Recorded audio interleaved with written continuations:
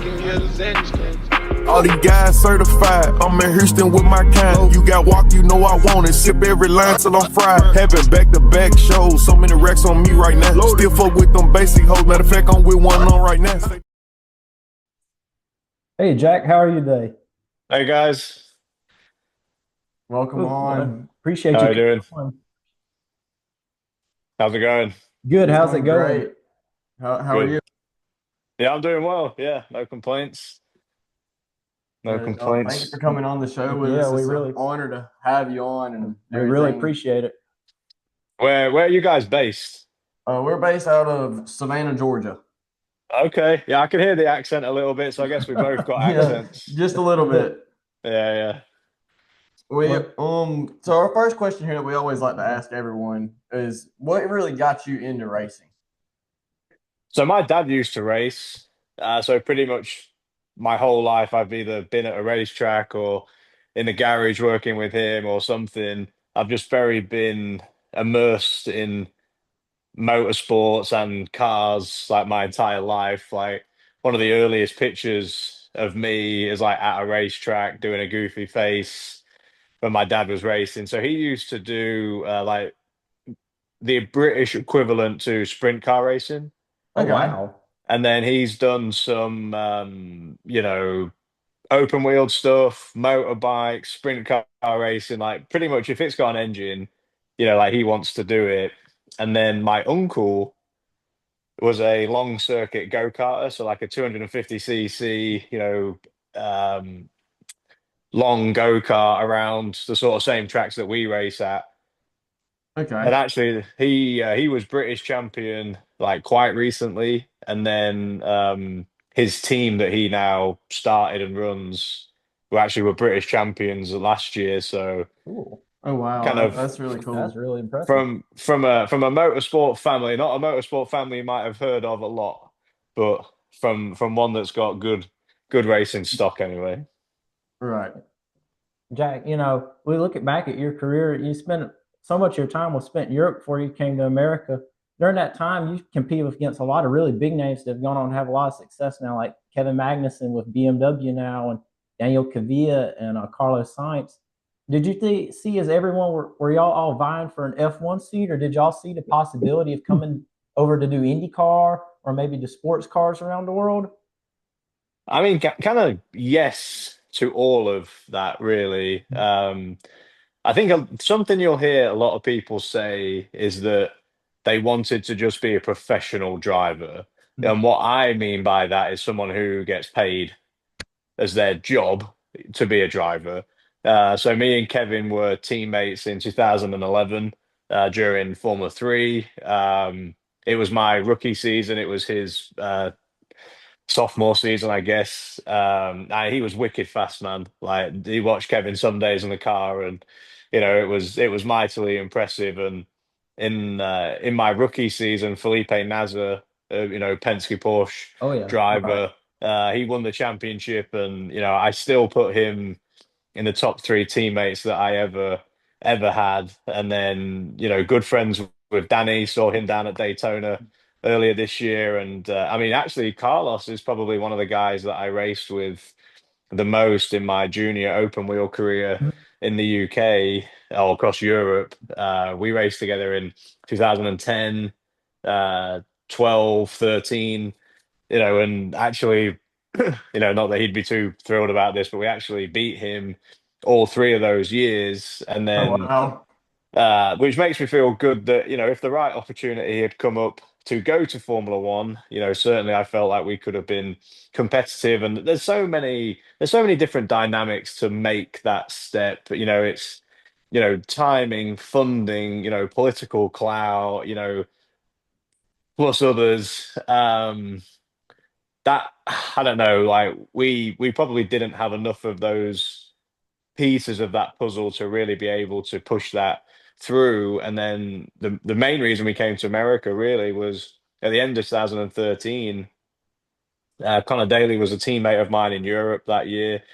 He did a one-off race in Indy Lights at Houston. We came out to check it out and cheer him on. And a couple of the teams approached me that weekend and said, we'd be interested in you doing Indy Lights if you're interested. And I don't know why, I just always felt a strong pull towards America. I've really enjoyed being here. I've been here for 11 years, and it all started on the back of a 1 year deal. I said Right. to everyone that was the longest 1 year contract I ever signed. Um, and that was with Sam Schmidt for the 2014 season. And I just love being here, guys, honestly. Like it's so fun. I've never seen IndyCar as a sidestep. For me in my career it was very much just a forward progression. It might be on a different ladder and a different part of that motorsport branch, but for me, even coming to America the first time was a progression in my career, not a sidestep. And I just love it. I love being here. I love racing here. Love living here. Yeah. Yeah. Which, like you say, your transition over to America from the European racing, would you say that that was more like a welcome into a different type of racing, or did you see similarities coming in? A little bit of both. I mean, ultimately, what makes some race teams so good are similar characteristics. What makes some series so fun to watch are some similar characteristics. Um, However, culturally, there's a very big difference between racing in Europe, racing in America. I way prefer racing in America. I don't know what it's like now. It's been a little while since I obviously raced in Europe full time, and maybe there's been a bit of a cultural shift there. And this isn't a criticism, and I certainly don't mean it as a criticism. But when I came here, I realized that, and this is going to sound kind of silly, and I don't mean it to be, but it was fun. Like I really just enjoyed being here. I realized that I could actually, when I was old enough, go for a beer with the people I was racing with, bang wheels on track, but then go for a beer later in the same day. Right. And Right. like in Europe, there's just this whole different attitude and mentality, which again, I'm not saying that's wrong, but I would say I really refound my spark and my passion for motor racing when I came to America. So a lot of similarities, but I would always, and this sometimes gets me in trouble when I say it, but I always prioritize staying and racing stateside than, working a lot of opportunities to go back to Europe. Did you ever find the same as when you came over to America that first year in lights? Did you find it as just as competitive as racing Formula Three and those other junior categories in Europe?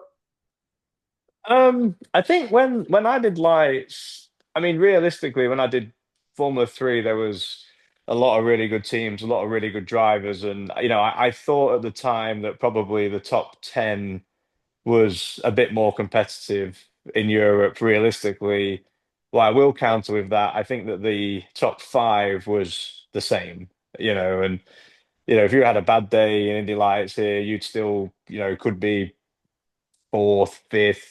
But if you had a bad day, you weren't going to be on the podium. So I think the very elite level of that was as competitive. I think the depth at that time in Europe was a little bit stronger. I don't know if that's the case now. I don't know him very well, but Dennis Hauger is a guy obviously who's done Formula Two, now he's doing Indy Lights or Indy Next. This coming season, and certainly expect him to be strong, and he'd probably have a slightly more updated answer for you, perhaps, on that. But I think there's a lot of people, every year you always see a lot of interest in America. Sports here in general at the minute are just booming, from, IndyCar feels like it's on that upward trajectory, especially with the Fox support. But NASCAR is always, a laugh to watch. And even watching like the NFL, college football, like it doesn't matter what it is, man. It just feels like sports are absolutely just booming right now. And I think they always have been in America, but it certainly is starting to really set a trend worldwide, which I think is pretty sweet. Right. Mm. Which, like you say, with the competition here in America and all that, with the toughness scale over compared to Europe, you think the competition's more like advanced over in Europe compared to here, or? Uh, I think some of the resources that Europe have had that they've had for longer, and then you're seeing them start to trickle into American motor racing. I don't think they're particularly more advanced. I think they were just a little bit sooner to get on some of these trends. That's probably the way I would phrase it. Yeah. Which, I mean, like you say, you obviously have greats like now Arthur Leclerc, who's came over and ran the Rolex this year, and his brother Charles is obviously in F1. Like all of them, just that whole entire family line, you know they're going to be good. So that Sure. competition kicks in too. Well, yeah, and I mean, honestly, you got to ask yourself really, like, why are people from Europe so interested in coming and racing in Daytona and Sebring? And it's because they're fantastic events, that carry huge prestige. And if you win one, it can set you on a different path. So I think people see the competition in America and they see how good it is. And then anyone who wants to do it normally, like we tried to do Daytona this year, by the time we got our Indy 500 program sorted, there wasn't a lot of extra fat in the budget to be able to do some sports car racing as well. However, if someone said, "Hey, do you want to go and do it?" I would drive there right now and obviously finish our chat and head over. So I think that's a good sign and a good way of showing it. But I mean, even, was it a few years ago when, Fernando and Lando, and maybe even just before he got to Formula One or right when he was on the, precipice of making it, I mean, he came over and did Daytona as well. Right. So, it's not an uncommon thing, but I think I really love to see it. You bring up a good point. I like when drivers step out of their zone a little bit more to go do other events like the Rolex and stuff. I would love to see a lot of those F1 guys. They have such a long off season come do it. Alonso did it and Lando and some of them. But when you see drivers make that big step, I think that helps you as a driver from going from something you're not used to a newer series there.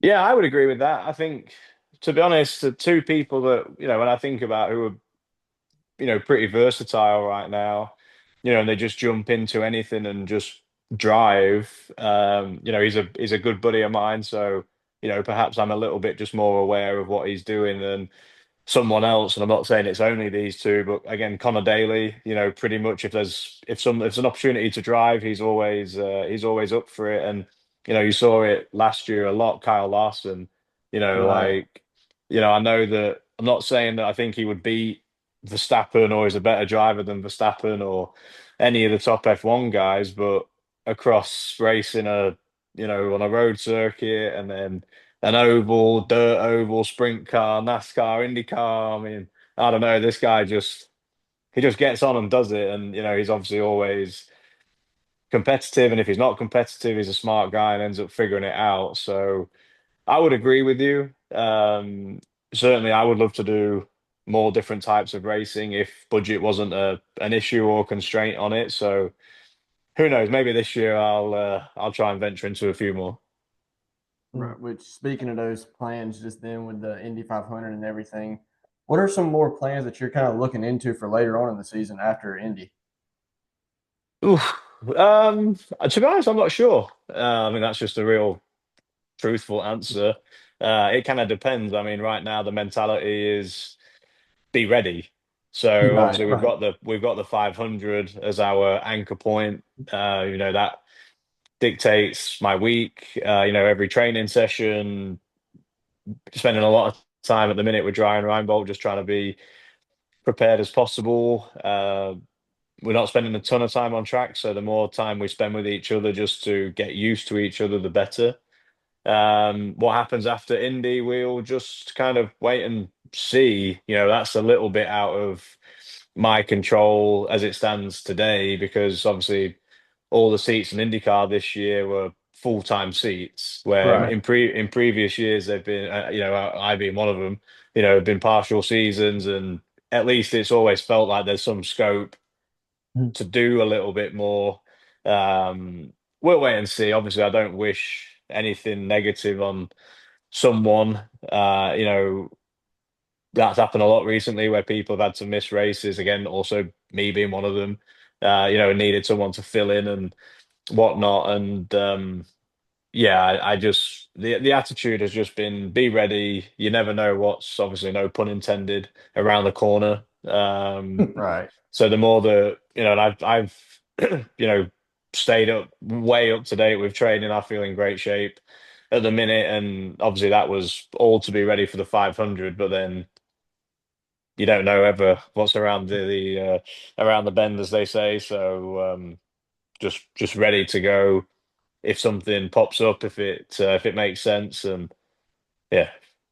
Do you feel as driving with a team like Dry and Reinbold? I know y'all are doing the 500, but do you think that gives y'all a little more edge on the field because y'all's focus is on that one race? Obviously, Penske, Ganassi, McLaren, they've got to focus on a full season, but y'all just have one race. Do you feel that can help y'all and give y'all a little advantage heading into May?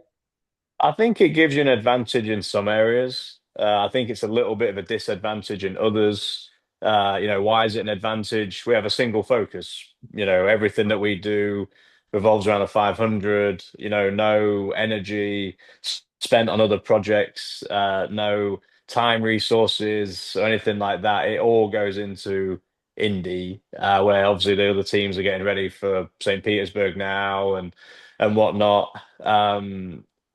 I would say it's maybe a little bit of a leveler as well that there's no ovals before Indy, where I think in years past when they've had Texas early in the schedule, I think that's got people in oval mode a little bit quicker. Obviously, that's probably ever so slightly a slight tick in our favor too.